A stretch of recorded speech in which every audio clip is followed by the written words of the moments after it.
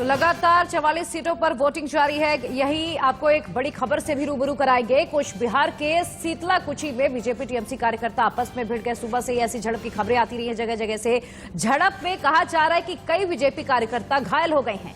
और इस दौरान खबर यह भी है कि पुलिस ने इस झड़प के बाद कार्यकर्ताओं पर लाठीचार्ज कर दिया है। कूच बिहार का सीतलाकुची इलाका है जहां पर बीजेपी और टीएमसी के कार्यकर्ता आपस में भिड़ गए हैं। इस दौरान दोनों पक्षों के बीच जमकर मारपीट हुई है। इस मारपीट में कई बीजेपी कार्यकर्ताओं के जख्मी होने की खबर है और ये भी जानकारी मिल रही है कि इस हंगामे के बीच जब पुलिस वहां पर पहुंची तो पहले लोगों को समझाने की कोशिश की, इसके बाद लाठीचार्ज पुलिस की तरफ से किया गया है।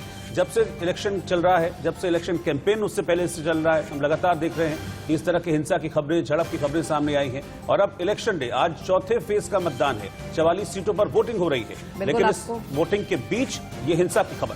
बिल्कुल आपको बता दें, इससे पहले भी तीनों फेजों में ऐसे हिंसा की तस्वीरें भी सामने आई, लेकिन अब चौथे फेज में भी वही नजारा देखने के लिए मिल रहा है। कुछ बिहार के सीतलाकुची में बीजेपी टीएमसी के कार्यकर्ता आपस में भिड़ गए। दोनों ओर से आपको बता दें कड़ी झड़प हुई है। बताया जा रहा है कि इसमें कई बीजेपी के कार्यकर्ता घायल हो गए हैं।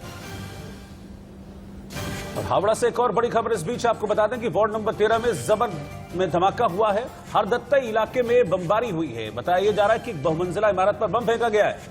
इलाके में भारी संख्या में पुलिस बल की तैनाती की गई है। कई ऐसे संवेदनशील बूथ है जहां पर सुरक्षा के कड़े इंतजाम किए गए थे, लेकिन बावजूद इसके जगह जगह से ये हिंसा की खबरें आ रही है। आपको बता दें कि फिलहाल इस इलाके में भारी संख्या में पुलिस बल की तैनाती कर दी गई। हरदत्तई इलाके में बमबारी हुई है।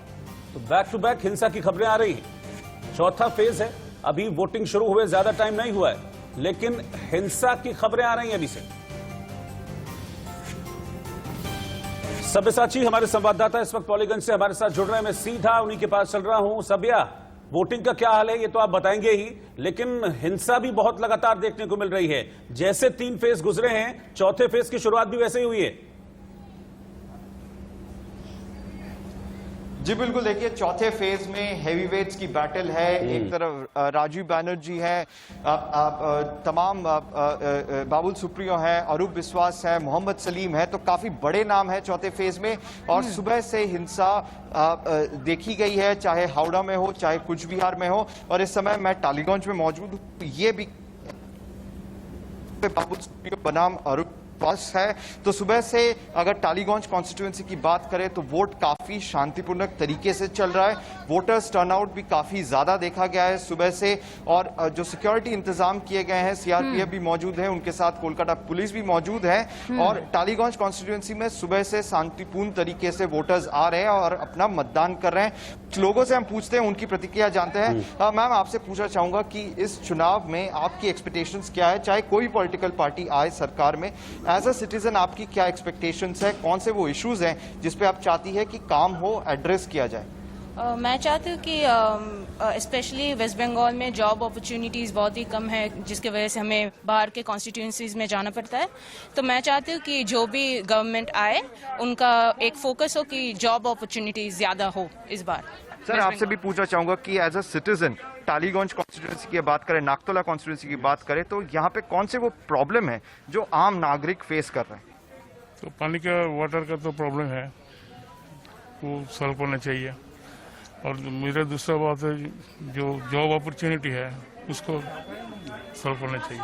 जैसे आपने सुना कि वोटर्स यहाँ पे विकास की तरफ कह रहे हैं कि डेवलपमेंट, बेरोजगारी कम होनी चाहिए। और वाटर क्राइसिस सुबह से देखने मिली है टालीगंज कॉन्स्टिट्यूएंसी में। लगातार लोग कह रहे हैं कि पीने के जो पानी है उसमें काफी दिक्कत सामने आ रही है। और वाटर लॉगिंग की भी समस्या देखी गई है जो सालों भर से एड्रेस नहीं हुई है।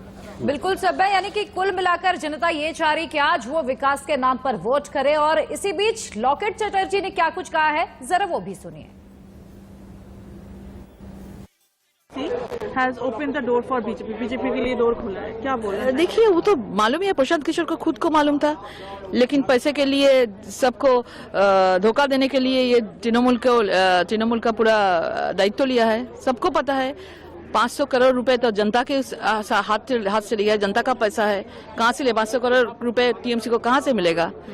तो प्रशांत किशोर भी जानते हैं मोदी जी बेस्ट है और मोदी जी के नेतृत्व में बंगाल में सोनार बांग्ला मैम, होगा। आपको क्या लग रहा है, ये क्या डिफीट का एक पहला आभास दे रहे हैं? बहुत पहले ये हो गया था, जब टीएमसी ने व्हील चेयर का पॉलिटिक्स शुरू किया था, प्रशांत किशोर जो स्ट्रैटेजी था उस टाइम से हम लोग को पता चल गया था।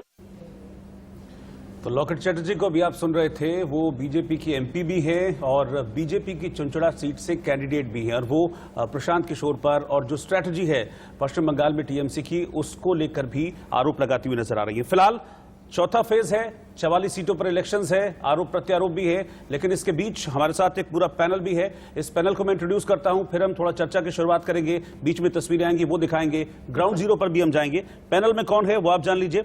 बापा चैटर्जी हैं, बीजेपी के स्पोक्स पर्सन हमारे साथ, खालिद अब्दुल्ला टीएमसी प्रवक्ता साथ में हैं, राहुल लाल जी पॉलिटिकल एनालिस्ट हैं वो साथ में हैं, प्रिया सहगल हैं senior executive editor ITV network और विजय कौशिक जी कांग्रेस से हैं।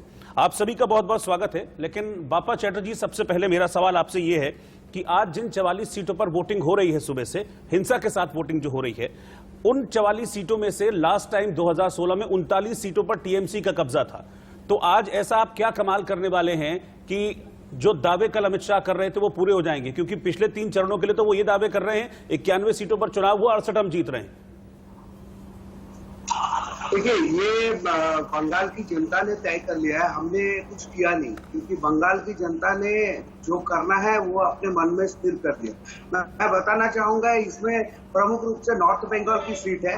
नॉर्थ बंगाल में तृणमूल कांग्रेस ने जो जो दावे किए थे, जो जो वादे किए थे, वो जैसे एयरपोर्ट का हो या वहाँ का टूरिज्म का लेके हो या फिर उनका वहाँ का जनजीवन को लेके हो, तो वो एक भी वादे पे खड़े नहीं उतरे, जिसका रिफ्लेक्शन इसीलिए अपने हेवीवेट उतारे हैं आपने, इसीलिए अपने सांसद और मंत्रियों को उतार दिया इस फेज में। मुझे कंप्लीट करने दी, उसी के कारण से नॉर्थ बंगाल में लोकसभा में इसका रिफ्लेक्शन देखा गया। दूसरा बात रहा, इस बार का वोट होगा, शिक्षा मंत्री इस बार आज लड़ रहे हैं एक सीट से, वहाँ जो लोग वोट डालने जाएंगे वो टेट परीक्षार्थी, SSC परीक्षार्थी, SSC के लिए जो लोग तैयार किए थे, टेट के लिए जो लोग तैयारी किए थे, उन लोगों को जो नौकरी का आश्वासन दिया गया था, वो लोग को कोई नौकरी तो दूर की बात है, ऐसा कमिटमेंट एज ए शिक्षा मंत्री पार्थो चैटर्जी ने किया था, वो पूरा ध्वस्त करके रख दिया वहाँ का माहौल को। तो वहाँ के जो वोटर है वो वोट देने जब जाएंगे उन विषयों पे भी